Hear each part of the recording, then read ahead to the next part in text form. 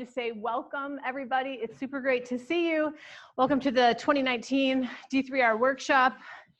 I'm not sure actually if we're webcasting or not, but we'll just deal with that in time. And Mike, your slide is not, this guy's not advancing.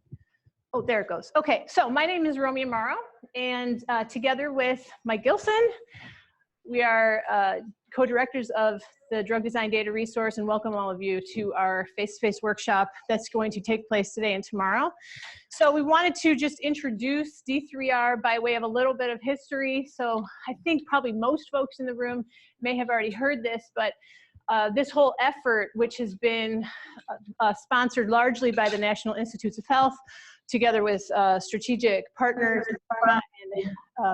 and academic sites, basically in 2005 held a workshop on the challenges that presented themselves to docking and screening. And there were some participants here from academia, notably Mike Gilson, who's in the room today, Art Olson and Brian Schoikit, also from government, many of those folks actually still with the NIH, and also at pharma. You'll probably recognize some names here also.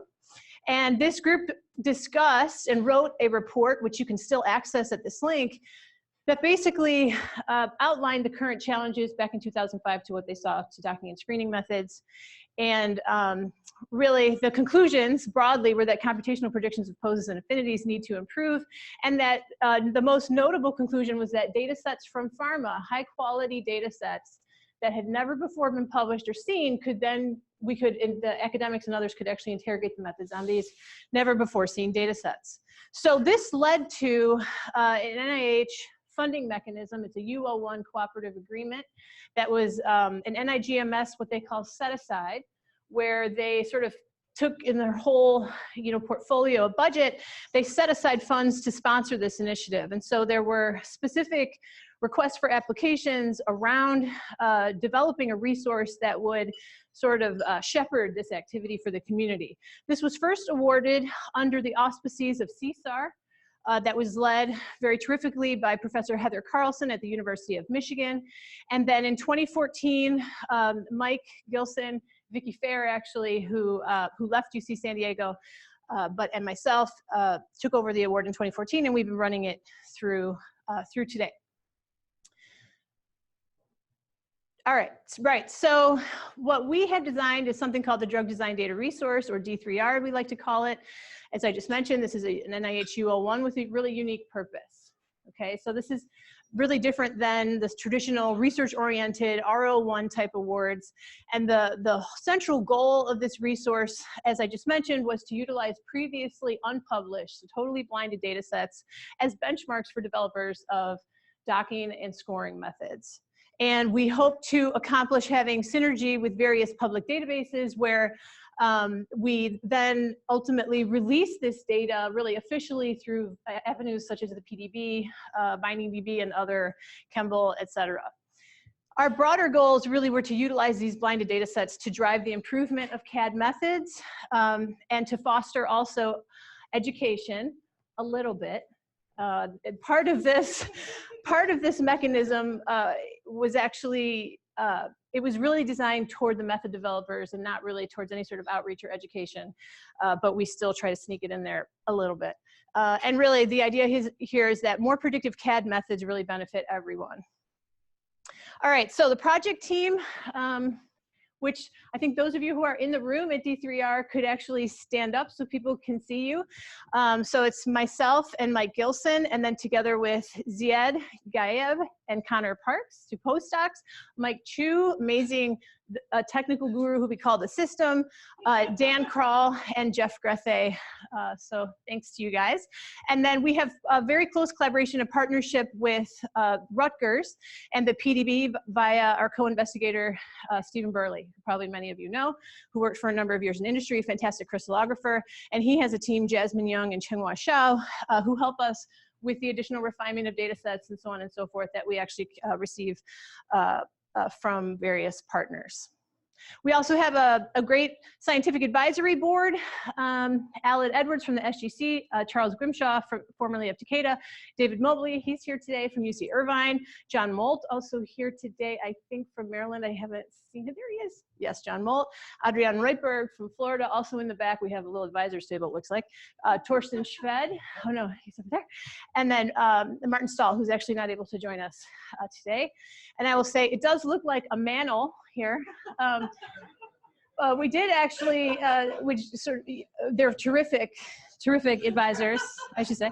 Marty Head also was, for some time, one of our key advisors, and then she, when she moved to Oak Ridge, she sort of changed directions a bit. So in any case, this is our advisory board. So D3R, we really see it as a unique hub for the CAD community. That's what we've tried to become over the past 5 years, where we're really trying to pull together coherent, never before seen CAD data sets and run blinded challenges predominantly for protein ligand systems. However, as part of the D3R activities, we also branched out and tried to work more closely with sample, which is the activity where they're looking at more model systems or simple systems. And that's been, I think, really terrific for the community to work more closely with these folks. We also, of course, develop and evaluate or apply and think about what are the best evaluation metrics as we try to compare performance and methods. And we've been trying to also capture and disseminate workflows. We'll talk more about that. And also hold workshops and promote networking among everyone in the community. Right, so there are 3 main challenge types that we've been trying to foster.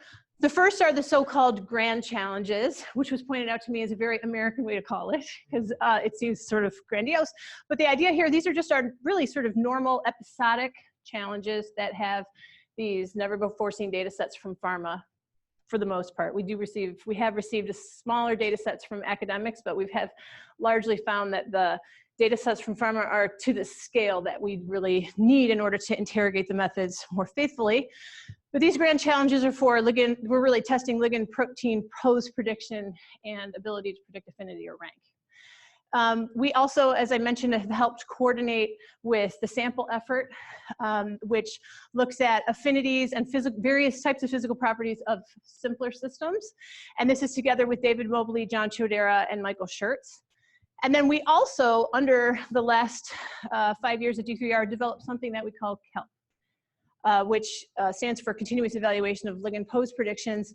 And this is our automated weekly pose prediction challenges. I'll tell you more about that. But so we've really been trying to foster 3 different types of challenges at D3R.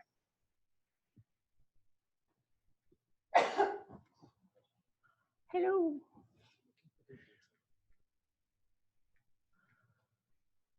It likes these challenge types. Oh, I see what happened. Thanks, Mike. Okay, so our so-called grand challenges are divided into actually now 3 different stages. Stage 1, in stage 1, we ask the participants to predict poses and, if they would like, affinities of multiple ligands for a protein.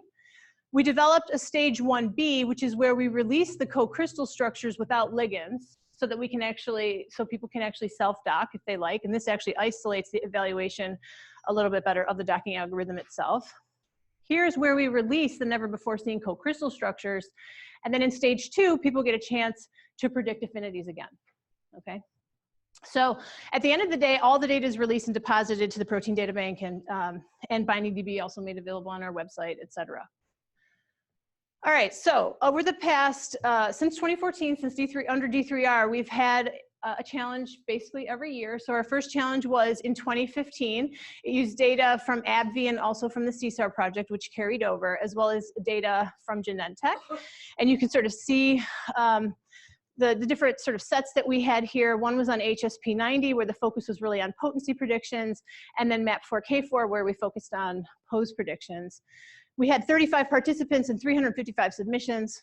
The next year, Grand Challenge 2, we had 49 participants with 262 submissions. We were looking at the target FXR and looking at both poses and potencies, and this was data kindly donated by Roche. Then there came Grand Challenge 3 the following year. And this one we had a data set from Janssen Pharmaceuticals, this CAT-S or cathepsin S, where we had both crystal structures as well as a pretty good number of IC50s. So we actually released some of the IC50 data in GC3 or Grand Challenge 3, and then we reused some, or we pulled from the never before seen data that we had the previous year to do a follow-on challenge, as I'll tell you about for GC4. This year, we also developed in collaboration with SGC, the Structural Genomics Consortium and the University of North Carolina, together with new outsourcing from D3R itself at DiscoverRx. We actually tried to look at selectivity across some different kinases. And you can see here the participation and the submissions. And then most recently, we have Grand Challenge 4, which is what really brings us together today. It's part of what brings us together today and tomorrow. And for this, we use new data from Novartis on base 1, where we had 20 co-crystal structures and a series of IC50s. For the base 1 challenge, as you're going to hear more extensively about from our external evaluators and for the rest of the day today, or for in the morning, first part of the day today, we had 45 participants that submitted 311 submissions. And then for CAT-S, this was that follow-on data set where we didn't have any new crystallographic data, but we did have an additional just about 450 IC50s of compounds. And here we had 49 participants and received about 93 submissions. In total, we had 51 unique participants. That was a record for us. And we saw the participation actually, I thought it was really cool, basically from all over the world. So we were happy to see that. So very, very 60,000 foot high level perspective on results. I won't do it justice, but Hanukkah and Georgia, who are our external evaluators, together with Pat Walters, who could not be here today, have been helping to give really, I would also like to say that we're unbiased, but they give sort of an additional perspective on the data sets. But I'll just say at a high level, for the post-prediction challenge for base 1, going into it, what we saw were a lot of complicated ligands. So we sort of thought this was going to be a fairly difficult docking challenge. And we were anticipating a right-skewed RMSD probability distribution, looking at RMSDs. But actually what we found was that it was left-skewed, and people did really well. So the median POS1 RMSD stats were less than 2 angstroms across all participants, and 8 of the top 10 submissions were better than an angstrom. So that was pretty interesting. We're going to hear maybe hopefully more about why. We also had so we ran the post-prediction challenge. We also, as part of this effort, worked to carefully develop, as carefully as we could, learning things along the way, smaller sets of ligands against targets that we could use, that folks could use to interrogate the rigorous alchemical methods, where we're more restrained by chemotypes and possible transformations between the different molecules, as well as charge considerations and so forth. A little more difficult to put together, but we've been running those for the past, I believe, 3 challenges. And this year we did see some surprising results. So this is just showing at a very high level. And again, you're going to hear more about this in the morning session, as well as hopefully tomorrow from some of the participants.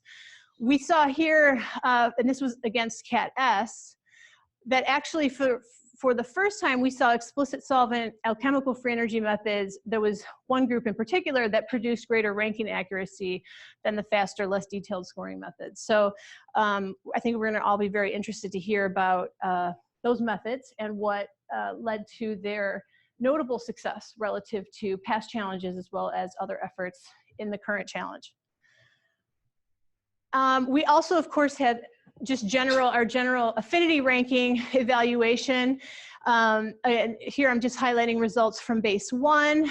And again, just showing sort of what was different here was that, unlike much of what we've seen in prior grand challenges, the availability of the new structural data actually seemed to improve the results. In previous challenges, we saw that once we gave people the structures, it didn't really matter much or significantly for the actual ability of, for example, structure-based methods to improve on the predictions. But we saw that that was actually the case here. And I'll just show you. So in blue are the different participant Kendall's taus that we're looking at over the whole set. And in green here are our 2 null models. This one that does fairly well is just molecular weight. And then the one down here at the back is, I think, C log P. again, you'll hear more details as we go on. I also just wanted to give a shout out, of course, you're gonna hear today extensively also from the sample organizers. They've run part 2 of sample 6. And so, as I mentioned earlier, samples really, it started in 2008 where they were really focused on looking at small molecule hydration-free energies. And you can see Ant Nichols, David Mobley, Guthrie Chodera or Kodera? Say it again? Kodera, it's so easy. And I always say it wrong, it's just Kodera. Bailey, Cooper, Pandes, they were the ones who I think really initiated this effort. And again, here what the idea was is that when you're looking at protein ligand systems, there's so many degrees of complexity and things that can go wrong. Let's use smaller, simpler model systems so we can really isolate what's going on with the methods. And that's been, I think, fantastic. There's been a fantastic interplay between these two communities, or one community, or different aspects thereof. Right, and so here we're looking mostly at things like host-guest binding affinities, water-organic phase partition coefficients, small molecule pKa values, and small molecule hydration-free energies. And as I mentioned, these are the advantages of looking at these simpler systems versus the more complicated systems. I didn't update. I updated on my laptop and not your deck. So I'm not going to do justice, but this in sample 6, part 2, which you're going to hear about this afternoon, they were looking at octanol water partition coefficients for 11 small molecules.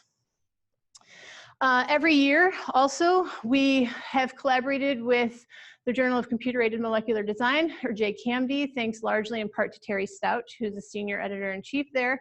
And so in addition to hosting and disseminating the the challenge results on our website, we also had these workshops, and then we also worked together with JCAMD to produce special issues that were dedicated to the folks who participated in having more rigorous descriptions in the literature about their methods. And we've been able to do that every year, which has been, I think, really fantastic, not just for the grand challenges, but also I think every year they've done it also for samples, so that's been great. We also have, of course, and I'll just blow through this because we are behind time, we also have developed and still maintain a web portal that has, that everybody can access, that gives updates on our activities. We have pages dedicated to the various grand challenges, where users and participants actually can grab the data and submit the results. We have interactive challenge results pages where you can see results based on different types of ranking metrics in both pictorial or graphical as well as table format. We also have pages dedicated to the data sets themselves, so you can access all of those. And we have maintained also a page that's rather brief that talks about what we have learned, or the lessons to date, what we can really say with any sort of confidence. So we update that after every challenge each year. So what we also have developed, as I mentioned earlier, was something called KELP. And this came from our partnership with Stephen Burley and interactions with Torsten Schved, who's part of our advisory board, trying to sort of take a cue from the folks in protein structure prediction. And so what they had done for protein structures was basically collaborate with the PDB, where they would get the sequences that were about to be released in the PDB every single week, and then have this small window of 5 to 6 days, essentially, after they've been processed, where they can test their structure prediction methods. And then what this basically does is it gives us a weekly blinded prediction challenge for protein structure prediction. We took the same idea, but with all of the ligands that are coming into the PDB on a weekly basis, or ligand protein complexes on a weekly basis that are coming into the PDB. So on average, we get about, I would say, maybe 12 to 15 structures, sometimes less, sometimes more. But basically, the pre-release comes out on Saturday. We release this sort of data package to interested folks on Sunday. On Tuesday, the submission window closes. So you have from Sunday to Tuesday to turn around a post prediction for various sets. And then on Wednesday, we evaluate those predictions. So what this has basically done is really significantly increased the statistical power of our ability to interrogate the methods. So this year, updates to the KELP challenge, we have worked to develop a web page that is updated every week that shows the total number of targets to date, the number of weeks that it's been live, and the number of automated submissions or workflows. I'm sorry, the resolution of this projector is not good. So in any case, we have currently 16 automated workflows that are running. 6 of those we developed in-house as sort of examples using default parameters in some of the most popular docking programs. That was just to sort of set the proof of concept. This is how you would set it up, these automated workflows. And then we have a number now of participants, external participants, some of you in the room, who've been participating in this challenge. And we see this as a real game changer for the interrogation of the method, as well as being able to encode the method into a form that allows for rigorous evaluation and comparison. And then we also published a paper a couple of months ago in Structure. It was a resource paper where we finally have a publication that people can cite that actually talks about what KELP is, how to access it, et cetera. I will say, if you're looking for like what's the great science that we've learned out of this, I think that we just are starting to amass the data to a point where it can be really looked at very carefully. That's something that we would like to do. We invite others to do because you can get this data. But in this paper, we're really more presenting the framework that we've developed for others to participate. Okay, so 10 years in to this UO1, what have we learned? This is basically our sort of summary of what we can confidently say. And I think we believe this all to still be true, that really the accuracy of docking and scoring correlates poorly with software choice, and successful post-prediction depends on other methodological factors for the most part, such as how do you prepare the ligand and proteins, how do you choose the protein conformations, and how do you treat waters, et cetera, right? So it's not just that you're just going to open a program and it's always going to work. There's user decisions that have to be made that are really important in the results. Post-prediction in general benefits from the use of known ligand-protein co-crystal structures. So if you already have some hints about what similar chemotypes, what type of poses they adopt, that information turns out to be very, very helpful. And we see that again and again now in the GCs. Human inspection and intervention do not consistently improve results. So it really depends on who's the human. Accuracy of poses used correlates poorly with scoring accuracy. Right, so you could have a very good, as sort of we saw in base 1, I think, you could have very good pose prediction abilities, but then not do an awesome job with the relative ranking of those molecules. Application of free energy methods to host guest systems points to the need still for better force fields. This one I put in red because this is one of our new points. We have I guess you call it n=1, but we see it now that maybe explicit solvent free energy methods may be starting to outperform faster scoring methods. And hopefully we're gonna hear more about that in detail tomorrow. And as always, the rigorous evaluation of predictions is non-trivial and can be controversial, and you always upset somebody. We've done a very good job of that, I think, Mike. Okay, so this workshop is a little special. We're hoping that it's going to be really special and that we have a lot of good exchange of ideas. So Mike and I have thought significantly about what we view as the obstacles to progress in this field. And while there are many challenges, we see 2 really slapping us in the face every time we do these exercises. And that is that, first, is that the current written descriptions that people provide do not support rigorous replication of their method. Like it would be difficult even for us, seeing all that you provide us. I think in very, very few cases would we be able to replicate your results.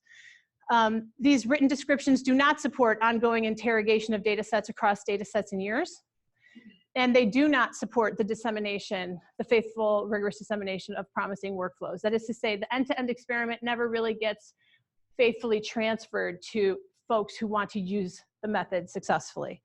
In addition, our current data throughput of about 2 to 4, or if we're lucky 6 data sets a year is too low for statistically strong method comparisons. It's just not enough data. Everything we say essentially becomes anecdotal. And I think it's been very, sort of in some sense, a frustration of the investment for many people, but in any case. And also it does not allow for interactive method optimization. You know, this sort of low throughput episodic challenges just, I think we've probably, I think I can say this, we've really, we sort of think that we've reached as far as we can go in this, with this framework that we have established. So what we're hoping to accomplish at this workshop is to engage as many folks who want to participate in this conversation about how we're going to move forward, move the field forward in hopefully a way that's really transformational and allows the field to move to sort of, to meet the expectations or the promises in a reliable and robust way. Something to note is that the NIH U01 funding set aside that I talked about, this protected kitty of funding from the NIH that sponsored CSAR and D3R, is going away. It's sunsetting. They're not reinvesting in that effort. So D3R formally will sunset in August 2020. So Mike and I worked actually earlier this year. We submitted a proposal to address what we viewed as the biggest challenges that I just mentioned. We tried this as under a different mechanism. This is a P41 mechanism, and I don't want to get too, we can get more complicated about this later when we talk about it or into the details. But this is a technology development resource award that the NIH runs. Unfortunately, our proposal did not score favorably enough to be funded in this round. So we're looking now for the input of you all to help, point out maybe possible missteps or think about how we're going to, move it forward. Our proposal goals were to overcome the data throughput challenge by tapping into 2 large existing flows of data in a manner that would generate effectively blinded prediction challenges for affinity ranking that's about 2 orders of magnitude greater than what we have today. So essentially, the idea was to bring what we did for KELP, but to where we can have essentially weekly or ongoing challenges for affinity prediction. And then also to create the software and workflow frameworks and technology frameworks that would coordinate these continuous blinded prediction challenges and automatically evaluate, archive, disseminate the results, so that we pick up the pace and sort of coming at it much, much more from the automation standpoint. And we also, as one of the nice things of these awards is that there is a significant part of the mechanism that is dedicated to outreach and training.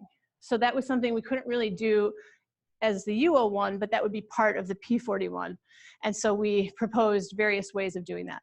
So we have made available, if you go to the D3R website, and you go to the publications page, we're giving you our full proposal as well as the summary statement, and they're almost about the same length. I think the proposal is like 65 pages and the summary statement is 47.